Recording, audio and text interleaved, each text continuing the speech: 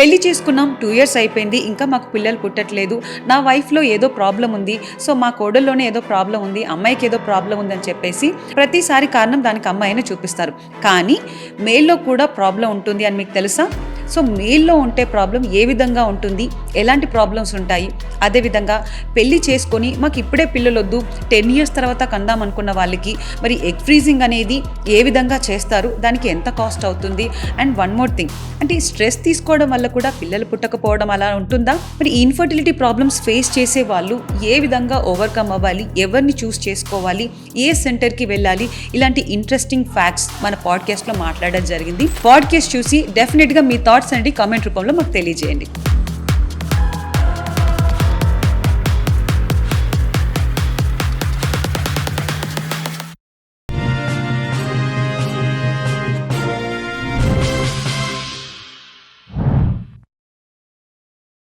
Hello viewers, welcome to social post health. నేను మీ anchor Krittika. ఈరోజు మనతో డాక్టర్ పూజారెడ్డి గారు ఉన్నారు, gynaecologist and infertility specialist. Let's welcome her. Hello doctor, ఎలా ఉన్నారు? I'm good. How are you Kritika? Fine, thank you. Doctor, ఇప్పుడు పెళ్లి చేసుకున్న తర్వాత ఇంకా పేరెంట్స్ అవుదామని ప్లాన్ చేసుకుంటారు, కానీ పిల్లలు పుట్టరు.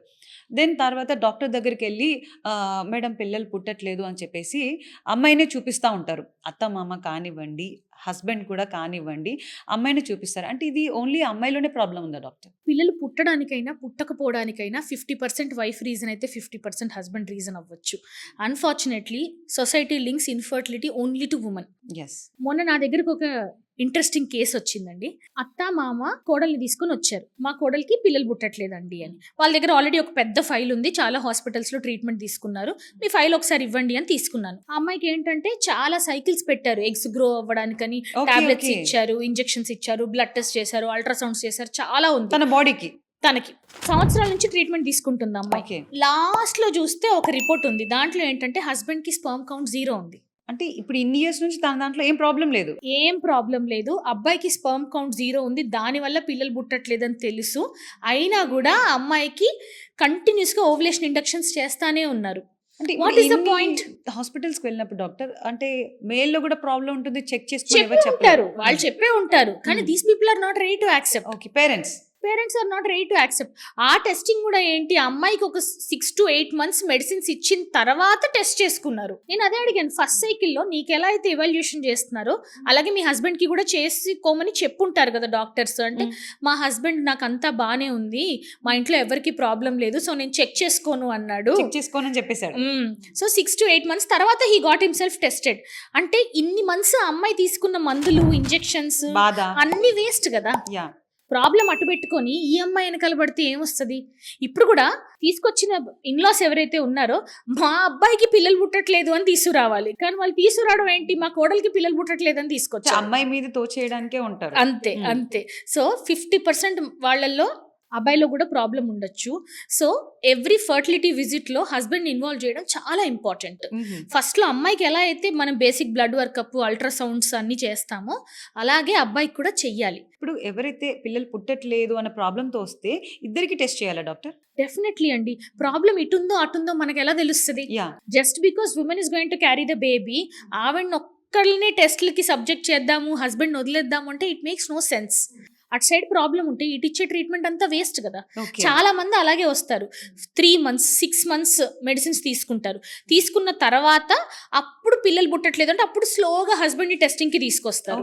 బట్ నా దగ్గర అయితే I made it a rule, ఇద్దరు ఫస్ట్ విజిట్ లో కంప్లీట్ గా ఇవాల్యుయేషన్ చేసుకుంటేనే we will take up your case, we will take this further. Husband is not willing for investigations అంటే you please go to another doctor అని చెప్తాను. This is the best way to educate them. Doctor, ఇప్పుడు మేల్లో ఫీమేల్లో eggs quality తగ్గిపోతుంది, sperm quality తగ్గిపోతుంది. So IVF ఒకటే best solution అని చెప్పారు కదా. ఐవీఎఫ్లో సక్సెస్ రేట్ ఏ విధంగా ఉంటుంది, అంటే వీటి క్వాలిటీ ఎలా ఉంటుందని కూడా మీరు చూసి చేయడం జరుగుతుందా? ఐవీఎఫ్ ఒక్కటే సొల్యూషన్ అని నేను చెప్పలేదు. న్యాచురల్గా పిల్లలు పుట్టని వాళ్ళకి in spite of doing all the changes, all the medications and everything, మనకు అయినా కూడా పిల్లలు పుట్టట్లేదు అంటే అప్పుడు ఐవీఎఫ్ గురించి ఆలోచిస్తాం. ఐవీఎఫ్లో కూడా మంచి క్వాలిటీ పిండాలు ఏర్పడలేదు మనకి అంటే కపుల్కి ఆప్షన్ ఇస్తాం, మీకున్న పిండాలకి మీ సక్సెస్ రేట్ ఇంత, మంచి పిండాలు ఉంటే 50 to 60% సక్సెస్ రేట్ ఉంటుంది, క్వాలిటీ బాగాలేకపోతే 20%, 15%, 10% చెప్తాం.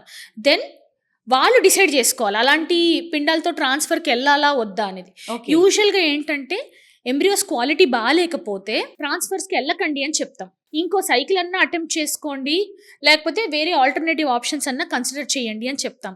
కానీ చాలా మంది ఏంటంటే ఇంజెక్షన్స్ వేరే వాళ్ళు తీసుకుంటున్నారు, పెయిన్ వేరే వాళ్ళకి, బ్లడ్ టెస్ట్లు వేరే వాళ్ళకి, మెడికేషన్స్ వేరే వాళ్ళకి. కాబట్టి చాలా మంది అత్తగారులు వస్తారు మా దగ్గరికి వచ్చి, పర్లేదు డాక్టర్ 5% సక్సెస్ రేట్ ఉన్నా 0.5% సక్సెస్ రేట్ ఉన్నా పర్లేదు, మా కోడలికి ట్రాన్స్ఫర్ చేయండి అంటారు. ఓకే, ఫీమేల్ కాబట్టి అదే ఇంజెక్షన్లు వాళ్ళ కొడుకు కనుక ఇవ్వాల్సి వస్తే, ట్రీట్మెంట్ వాళ్ళ అబ్బాయికి కానీ ఇవ్వాల్సి వస్తే ఫస్ట్ చెప్పే మాట, మా వాడు సున్నితం అండి, ఇంత తట్టుకోలేడు, ఇదంతా చేసుకోలేడు అని Okay. చెప్తారు. కోడలు అదే తట్టుకునేది. కోడలు అయితే తట్టుకుంటది, ఎన్ని ఇంజెక్షన్లు ఇచ్చినా తట్టుకుంటది, ఏమన్నా చెయ్యొచ్చు. సో అలా వచ్చే వాళ్ళు కూడా ఉంటారు. ఇలాంటి కేసెస్ మీరు చూస్తారా డాక్టర్? చూస్తారా కాదు, ఇలాంటి వాళ్ళని ఎంతమందిని చూసారు అని అడగాలి మీరు. ఓకే, అంటే ఇప్పుడు సిటీలో కూడా అలాంటివి ఇంకా ఉంటారు. సిటీలో కూడా ఇలా వచ్చి అడిగే వాళ్ళు ఉంటారు. పర్లేదు డాక్టర్, ఇంకో సైకిల్ చేయండి, ఎన్ని ఇంజెక్షన్లైనా తీసుకుంటది, డబ్బులు ఎలాగో మేం పెడుతున్నాం కదా, ఓకే, అమ్మగారు వాళ్ళు ఏం పెట్టట్లేదు, మా వాడి కష్టార్జితంలోంచి డబ్బులు తీసి IVF కి పెడుతున్నాం కదా, సో పర్వాలేదు, ఇంజెక్షన్లు ఒక్కటే కదా ఆమె తీసుకుంటదిలేండి అని. ఇప్పుడు ఇలా ఇచ్చినప్పుడు కూడా తనకి ఏమైనా బాడీలో ప్రాబ్లం అనే ఛాన్సెస్ ఏమైనా ఉన్నాయా డాక్టర్? రిస్క్ ఏమైనా ఉంటుందా?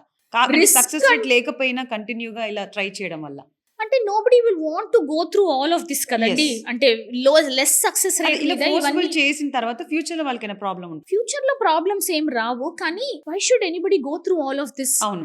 సో IVF లో అందరూ భయపడేది మెయిన్ గా ఇంజెక్షన్స్ కే. For the first time in the states of Telangana and Andhra Pradesh at KIMS fertility we have introduce needle free IVF. ఒక్క నీడిల్ ప్రిక్ కూడా లేకుండా మొత్తం IVF సైకిల్ చేయొచ్చు. అంత పెద్ద ప్రొసీజర్ అలా ఎలా చేస్తారంట? We have a special device అండి. ఆ డివైస్ ద్వారా ఏంటంటే డ్రగ్ డైరెక్ట్ గా మీ స్కిన్ లోంచి లోపలికి వెళ్ళిపోతుంది. Okay, okay. After 2 years of research we have developed this product. Super. So needle prix లేకుండా స్మూత్ గా మీ ఫర్టిలిటీ జర్నీ అంతా అయిపోతుంది. చాలా మందికి ఏంటంటే ఆ నీడిల్ పట్టుకొని అలా సిస్టర్ వస్తుంటే ఆ నీడిల్ చూస్తేనే ఒకలాంటి ఫోబియా వస్తుంది. అవును. అమ్మ రోజు ఇంజెక్షన్ తీసుకోవాలా అనిపిస్తుంది. ఇప్పుడు ఎవరి దాకా ఎందుకు, మీరు నేనైనా కూడా అంతే. Nobody will want to take injections everyday కదా. సో ఎంత పెద్దగా అయినా డాక్టర్, ఎంత పెద్దవాళ్ళైనా ఇంజెక్షన్ అంటే భయపడే వాళ్ళు ఉంటారు. డెఫినెట్లీ. సో ఆ డిస్కంఫర్ట్ ని మినిమైజ్ చేసి మీకు దానివల్ల వచ్చే స్ట్రెస్ తగ్గించడానికే we have introduce needle free IVF. అంటే ఇప్పుడు మీరు చెప్పిన ప్రొసీజర్ అయితే ఏదైతే ఉందో అది ఒక్కసారి చేస్తారా డాక్టర్, అంటే మళ్ళీ చేయాల్సి ఉంటుందా? మీకు ఎవ్రీడే ఇంజెక్షన్స్ ఉంటాయి ఫర్ అరౌండ్ 10 days. ఈ ఇంజెక్షన్స్ ఎందుకు అంటే ఎగ్స్ గ్రో అవ్వడానికి. ఓకే. సో ఆ ఎవ్రీడే ఇంజెక్షన్ మనం నీడిల్ ఫ్రీ ద్వారా ఇవ్వచ్చు. And it is very economical. చాలా మంది first time in the states of Telangana and Andhra Pradesh అనగానే చాలా ఎక్స్పెన్సివ్ ఉంటుందేమో అనుకుంటారు. It is very very affordable. మన రెగ్యులర్ IVF సైకిల్ కంటే దీనికి జస్ట్ ఫ్యూ థౌజండ్స్ ఎక్స్ట్రా అవుతాయి. ఓకే. ఎవరికైతే అంటే పెయిన్ వద్దు, ఇలా భయపడే వాళ్ళకు, ఇలా ఫోబియా ఉన్న వాళ్ళకి ఇది బెస్ట్ ఆప్షన్ అని చెప్పొచ్చు. మనం న్యాచురల్ సైకిల్స్ లో, IUI సైకిల్స్ లో కూడా ఇంజెక్షన్స్ ఒకవేళ తీసుకోవాల్సి వస్తే, ఎగ్ గ్రోత్ బాగాలేదనో లేకపోతే స్లోగా వస్తుందనో, వాళ్ళకు కూడా నీడిల్ ఫ్రీలో ఇవ్వచ్చు మనం. Okay, super doctor. ఇప్పుడు ఇన్ఫర్టిలిటీ ప్రాబ్లంతో ఫేస్ చేసే వాళ్ళు చాలా కపుల్స్ మీ దగ్గరికి వస్తూ ఉంటారు కదా, అంటే మీరు ఫేస్ చేసిన డిఫికల్ట్ కేసు ఏదైనా ఉందా? డిఫికల్ట్ కంటే డిఫరెంట్ అండ్ మోర్ ఫ్రీక్వెంట్ గా చూసే కేసు ఒకటి చెప్తాను. ఓకే. చాలా మంది ఏంటంటే పెళ్ళై 5 years 10 years అయ్యి ఉంటుంది, కలిసి ఉంటారు, మంచిగా ఉంటారు, వెరీ లవింగ్ కపుల్, అంతా బాగుంటుంది. కానీ వాళ్ళు ఎప్పుడూ సెక్షువల్లీ యాక్టివ్ ఉండుండరు ఇన్నేళ్లలో. అంటే ఒక్కసారి కూడా నెవర్. ఓకే, అదే ఎలా పాసిబుల్ అవుతుంది? రూమ్మేట్స్ లాగా బతుకుతూ ఉంటారు, అంతా మంచిగానే ఉంటుంది, they will want each other, అంతా బాగుంటుంది. కానీ when they try to have sex, చాలా మంది ఉమెన్ కి వెజైనిస్మస్ ఉండొచ్చు. దాంట్లో ఏంటంటే మనకు తెలియకుండానే బాడీలో ఉన్న మజిల్స్ ఇన్వాలంటరీగా కాంట్రాక్ట్ అయిపోతాయి వెజైనా చుట్టూ, ఫీమేల్ బాడీలో. So even if they want to have sex try చేస్తున్నా కూడా అది పాసిబుల్ అవ్వకపోవచ్చు. అండ్ చాలా మంది ఏమనుకుంటారంటే దీనికి కూడా డాక్టర్ దగ్గరికి వెళ్ళచ్చా అనే విషయం తెలియదు అనమాట. అంటే అలా భయంతోనా అలా మొదటిసారి అన్నట్ట, లేకుంటే ఎప్పటికీ ప్రాబ్లం అలానే ఉంటుంది? వాళ్ళు ఎన్నిసార్లు ట్రై చేసినా కూడా సక్సెస్ఫుల్ గా యాక్ట్ కంప్లీట్ అయ్యి ఉండదు. ఓకే. సో అంటే ఒక డిసీజ్ అని చెప్పుకోవాలా? డిసీజ్ అని కాదు, అదేంటంటే అన్ని ప్రాబ్లమ్స్ లాగే అదొక ప్రాబ్లం. యూజువల్ గా వాళ్ళకి చాలా భయం ఉంటుందన్నమాట. అంటే పాస్ట్‌లో ఏమన్నా బ్యాడ్ ఎక్స్‌పీరియన్సెస్ ఉండుండొచ్చు. లేకపోతే పాస్ట్ లైఫ్ ట్రామా ఏదన్నా ఉండుండొచ్చు. కొంతమందికి అలాంటిది ఏమీ ఉండదు. కానీ చిన్నప్పటి నుంచి బాగా ఒక కన్జర్వేటివ్ ఎన్వైర్న్‌మెంట్‌లో పెరిగి చిన్నప్పటి నుంచి అబ్బాయిల్ని చూడకూడదు, మాట్లాడకూడదు, ఎవరితో కలిసి ఎప్పుడు బయటికెళ్ళకూడదు, అలా చాలా రెస్ట్రిక్ట్ చేసి పెంచుంటారు కదా అమ్మాయిల్ని. అవును. అలాంటి అమ్మాయిల్ని సడెన్‌గా పెళ్ళవగానే overnight they will say you start having sex with some guy. So ఆ ట్రాన్స్‌ఫర్మేషన్, ఆ అడ్జస్ట్‌మెంట్ తీసుకోలేరనమాట ఓకే. కొంతమంది. సో వాళ్ళకి తెలియకుండానే మజిల్స్ కాంట్రాక్ట్ అయిపోతాయి. మీ దగ్గరికి కేసెస్ వచ్చాయి డాక్టర్? చాలా మంది వస్తారు. ఓకే. అండ్ దీనికి కూడా డాక్టర్ దగ్గరికి వెళ్ళొచ్చు, ట్రీట్మెంట్స్ ఉంటాయనే విషయం తెలీదు. మేము పేషెంట్స్‌ని అదే అడుగుతాం. నేను ఫస్ట్ టైం వింటున్నాను. మేము పేషెంట్స్‌ని అదే అడుగుతాం. మీకు పెళ్ళై 5 ఇయర్స్ అయింది, 10 ఇయర్స్ అయింది కదండీ! మరి ఎందుకండి ఎప్పుడు రాలేదు ట్రీట్మెంట్‌కి అంటే, దీనికొస్తే నవ్వుతారేమో అని ఎప్పుడు రాలేదండి అని. 5 ఇయర్స్ వరకు వాళ్ళు వెయిట్ చేస్తూనే ఉన్నారు. They just live like roommates. Okay. Okay. Roommates లాగా కలిసి ఉంటారు. అంతా బావుంటది. వెరీ మంచిగా ఉంటది. లైఫ్ అంతా బావుంటది. కానీ sexually they will not be active అన్నమాట. ఇలాంటి ప్రాబ్లమ్‌లో మీ ట్రీట్మెంట్ ఏ విధంగా ఉంటుంది డాక్టర్? చాలా మంది ఏంటంటే ఇలాంటి ప్రాబ్లమ్స్‌తో రాగానే వెంటనే ఐవీఎఫ్ చేసేసుకోండి అని చెప్తారు. కానీ అది కరెక్ట్ కాదు. మన దగ్గర చాలా రీజనరేటివ్ మెడిసిన్ టెక్నిక్స్ వచ్చేసాయి. వాటితో ఏంటంటే ఈ వెజైనిస్మస్‌ని మనం కరెక్ట్ చేసుకోవచ్చు. డైలేటర్ థెరపీస్ ఉంటాయి, బొటాక్స్ ఉంటుంది, పీఆర్పీ ఉంటుంది. సో ఫ్యూ వీక్స్, ఒక 1-2 మంత్స్‌లోనే మనం రిజల్ట్ చూపించగలుగుతాం. సో ఆ ట్రీట్మెంట్స్ తీసుకుంటే ఏంటంటే పర్సనల్ లైఫ్ ఇంప్రూవ్ అవుతది. మీకు ప్రెగ్నెన్సీ న్యాచురల్‌గా రావడానికి కూడా చాలా మంచి ఛాన్సెస్ ఉంటాయి. కంటిన్యూగా ట్రీట్మెంట్ అనేది తీసుకోవాలా డాక్టర్? కొన్ని రోజులు, ఒక 1-2 మంత్స్, వీక్లీ వన్స్ సెషన్స్ అలా ఉంటాయి. అవి తీసుకుంటే ఏంటంటే 1-2 మంత్స్‌లో మీరు యాక్ట్ కంప్లీట్‌గా చేయగలుగుతారు. అంటే ఇప్పుడు అది ఒక్కసారి తీసుకుంటే సరిపోతుందా? లేకుంటే కంటిన్యూగానే ఒక్కసారి ట్రీట్మెంట్ తీసుకుంటే లైఫ్ లాంగ్ మీకు ఎఫెక్ట్ ఉంటుంది. ఓకే. మీకు ఆ భయం పోవడానికి కౌన్సిలింగ్ ఉంటుంది, అండ్ డైలేటర్ థెరపీస్ ఉంటాయి, and some other small therapies will be there. అవన్నీ చేసుకుంటే ఏంటంటే మీ sex life will become normal forever. Okay doctor. Ma'am, అప్పట్లో చూస్తే అమ్మాయిలకి చదువెందుకు, ఇంట్లోనే ఉంటావు కదా, పెళ్లి చేసుకుంటావు, పిల్లలు కంటావు అంటారు. కానీ ఇప్పట్లో ప్రపంచంలో వాళ్ళు కూడా పరుగులు పెడుతున్నారు. అంటే ఆకాశానికి ఎక్కేస్తున్నారు, సైంటిస్టులు అయ్యారు, చాలామంది కెరియర్ ఓరియంటెడ్‌గా ఉన్నారు. సో అలాంటప్పుడు అలా కొంచెం నేను చదవాలి, ఏదో ఒకటి అవ్వాలి, ఒక మంచి పొజిషన్‌లో వెళ్ళిపోవాలనుకున్న వాళ్ళు మ్యారేజ్ మీద అంతగా ఇంట్రెస్ట్ చూపించరు. అలాంటి వాళ్ళకు మీరిచ్చే బెస్ట్ టిప్ ఏంటి? పెళ్లి చేసుకోవద్దు అనుకుంటున్నారు, లేదా లేట్‌గా కెరియర్‌లో బాగా సెటిల్ అయిన తర్వాత చేసుకుందాం అనుకుంటున్నారు అన్న వాళ్ళందరూ ఏంటంటే కాన్సంట్రేట్ ఆన్ యువర్ సెల్ఫ్. హెల్తీగా ఉండాలి, మంచిగా ఫుడ్ తీసుకోవాలి, అవుట్ సైడ్ ఫుడ్ తగ్గించాలి, ప్రిజర్వేటివ్స్ నుంచి దూరంగా ఉండాలి, మంచిగా ఎక్సర్సైజ్ చేయాలి, మీ మెంటల్ హెల్త్ పైన కాన్సంట్రేట్ చేయాలి, స్ట్రెస్ తక్కువ ఉండేలాగా చూసుకోండి. అండ్ ఇయర్లీ హెల్త్ చెక్స్ ఎలా అయితే చేసుకుంటారో, ఇప్పుడు హీమోగ్లోబిన్ ఎలా ఉంది, థైరాయిడ్ ఎలా ఉంది, షుగర్ ఎలా ఉంది, ఇవన్నీ చెక్ చేసుకుంటాం కదా, అలాగే ఏఎంహెచ్ అనే బ్లడ్ టెస్ట్ చేసుకోండి.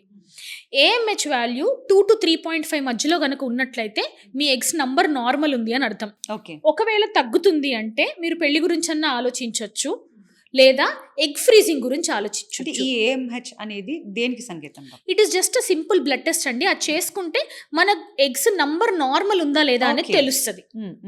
3.5 కంటే ఎక్కువ ఉంటే పీసీఓడి రేంజ్లో ఉన్నట్టు, 2 కంటే తక్కువ ఉంటే తగ్గిపోతున్నాయని అర్థం. అంటే ఇయర్లీ ఒకసారి చేసుకోవాలా డాక్టర్? ఇయర్లీ వన్స్ రెగ్యులర్గా రొటీన్గా హెల్త్ చెకప్ చేసుకుంటారు కదా, దాంట్లో ఇది కూడా ఇంక్లూడ్ చేసుకుంటే సరిపోతుంది. ఓకే. సో అది చేసుకుంటే ఏంటంటే ఏమైనా తగ్గుతుంటే మనం యాక్షన్ తీసుకోవచ్చు. ఎగ్ ఫ్రీజింగ్ కానీ ఏమైనా చేసుకోవచ్చు. ఆర్ 35 పైబడుతోంది మీ ఏజ్ అంటే irrespective of AMH egg freezing గురించి ఆలోచించండి. Okay. It is like insurance. అంటే ఇప్పుడు ఎగ్ ఫ్రీజ్ చేస్తే ఎన్ని ఇయర్స్ వరకు ఆ ఎగ్ అనేది క్వాలిటీగా ఉంటుంది డాక్టర్? గవర్నమెంట్ గైడ్ లైన్స్ ప్రకారం 10 ఇయర్స్ వరకు వాడుకోవచ్చు. స్పెషల్ కేసెస్లో మనం పర్మిషన్ తీసుకొని అంతకంటే ఎక్కువ కూడా వాడుకోవచ్చు. సో ఒక్కసారి ఫ్రీజ్ చేస్తే they are frozen in time forever. రీసెంట్గా మీరు న్యూస్లో చూసుంటారు కదా, 30 ఇయర్స్ బ్యాక్ ఫ్రీజ్ చేసిన ఎంబ్రియోస్తో ఇప్పుడు ప్రెగ్నెన్సీ తెప్పించాము అని. సో ఒక్కసారి ఫ్రీజ్ చేస్తే ఏంటంటే అవి అక్కడే ఉండిపోతాయి, అలాగే ఉండిపోతాయి. సో ఎప్పుడు కావాలంటే అప్పుడు మళ్ళీ మనం థా చేసుకుని రూమ్ టెంపరేచర్కి తీసుకొస్తే అక్కడ నుంచి లైఫ్ విల్ కంటిన్యూ. మేము ఒక 10 ఇయర్స్ తర్వాత ప్లాన్ చేద్దాం అనుకుంటున్నాము పిల్లల్ని అనుకునే వాళ్ళు, లేటుగా పెళ్లి చేసుకుందాం అనుకునే వాళ్ళు ఎగ్ ఫ్రీజ్ చేయాలనుకుంటే ఎవరిని కన్సల్ట్ అవ్వాలి డాక్టర్? ఫర్టిలిటీ స్పెషలిస్ట్ని కన్సల్ట్ అవ్వాలి. మీరు ఇందాకే చెప్పారు కదా గల్లీకో ఫర్టిలిటీ సెంటర్ ఉందని. Yes, yes. సో ఫర్టిలిటీ స్పెషలిస్ట్ని కన్సల్ట్ అవ్వాలి. అదేవిధంగా డాక్టర్ ఓకే ఫర్టిలిటీ సెంటర్కి వెళ్ళమన్నారు, బట్ చాలా ఉన్నాయి కాబట్టి ఎలా చూస్ చేసుకోవాలంటారు? ఫస్ట్ ఏంటంటే చాలా ఫర్టిలిటీ సెంటర్స్లో ట్రీట్మెంట్స్ ఇస్తారు కానీ ఎలాంటి డాక్యుమెంట్స్ ఉండవు. మీకు ఏం ట్రీట్మెంట్ పెట్టారు, ఏం మెడిసిన్స్ ఇచ్చారు, డిశ్చార్జ్ సమ్మరీస్ ఏమి ఉండవు, బిల్స్ కూడా ఉండవు చాలా మంది దగ్గర. అలా కాకుండా ట్రాన్స్పరెంట్గా ఉండి, ఎథికల్గా ఉండి, మీతో ఇన్ఫర్మేషన్ అంతా షేర్ చేసుకునే ఫర్టిలిటీ సెంటర్కి వెళ్ళండి. Okay.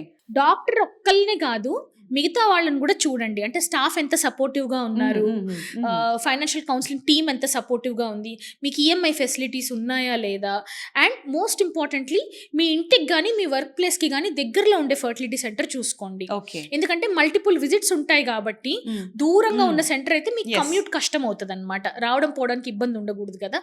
And don't go by Google reviews. Okay. అక్కడ ట్రీట్మెంట్ తీసుకొని సక్సెస్ వచ్చిన వాళ్ళని అడగండి. వాళ్ళ ఫీడ్బ్యాక్ తీసుకున్న తర్వాతే ఆ సెంటర్లో మీ జర్నీ స్టార్ట్ చేయండి. గూగుల్ రివ్యూస్ చదివి వెళ్ళొద్దంటారు. డెఫినెట్లీ నాట్ అండి. అండ్ అన్ని ట్రీట్మెంట్స్ ఒక్క రూఫ్ కింద ఉన్న సెంటర్ని సెలెక్ట్ చేసుకోండి.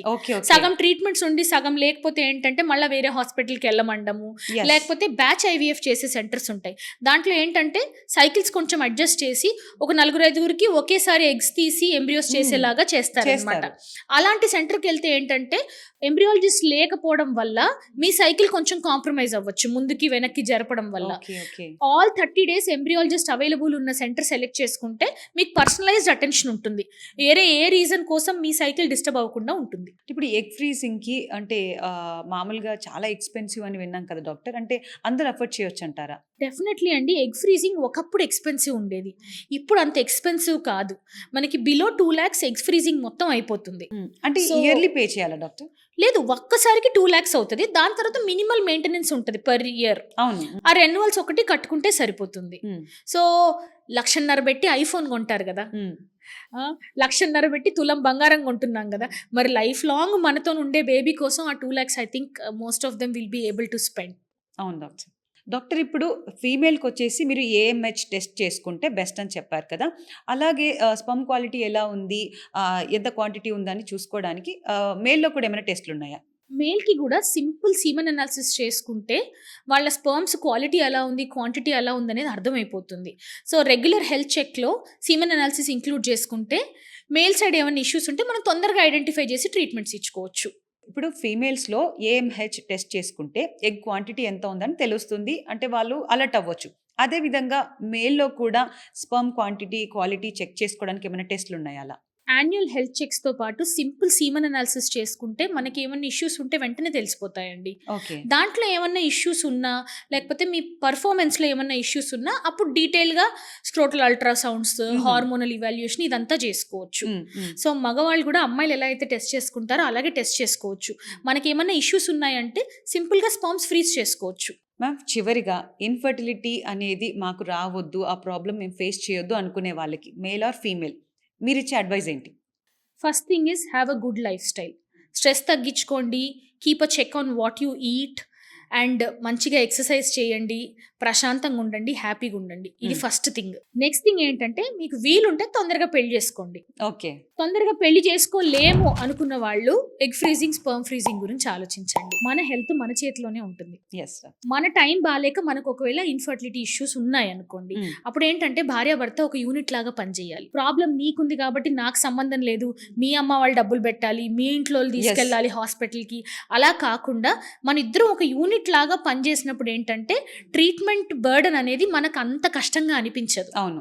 అది భార్యాభర్త కలిసి చేయాల్సిన జర్నీ. ఆ అండర్స్టాండింగ్ మనకుంటే ఎంత పెద్ద ప్రాబ్లం వచ్చినా దాన్ని మనం దాటేయగలుగుతాం. Super doctor. Thank you doctor, thank you so much. చాలా వాల్యుబుల్ ఇన్ఫర్మేషన్ చెప్పారు, చాలా మందికి యూస్ఫుల్గా ఉంటుంది ఈ పాడ్కాస్ట్. మీరు కూడా తప్పకుండా ఈ పాడ్కాస్ట్ని చివరి వరకు చూడండి.